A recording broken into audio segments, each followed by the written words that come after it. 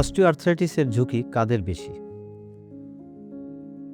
যারা family history আছে osteoarthritis রোগের ১ নম্বর। দ্বিতীয় হচ্ছে যাদের বডি ওয়েট অনেক বেশি। তৃতীয় হচ্ছে যারা ধূমপান এবং অ্যালকোহলে আসক্ত, ফাস্ট ফুড বেশি গ্রহণ করছেন, তেল চর্বি অনেক বেশি গ্রহণ করছেন, তারা এই অস্টিওআর্থ্রাইটিসের উপরে বেশ ঝুঁকিতে আছেন। যাদের প্রফেশনালি বারবার সিঁড়ি উঠানামা করতে হয় এবং দীর্ঘ অনেক উচ্চতায় উঠতে হয় আবার নামতে হয় রেগুলার, তারাও এই অস্টিওআর্থ্রাইটিসের ঝুঁকিতে রয়েছেন।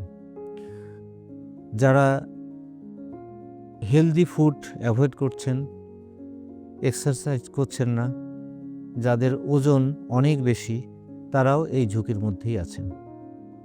তো দর্শক, আপনারা এগুলো থেকে মুক্ত থাকুন।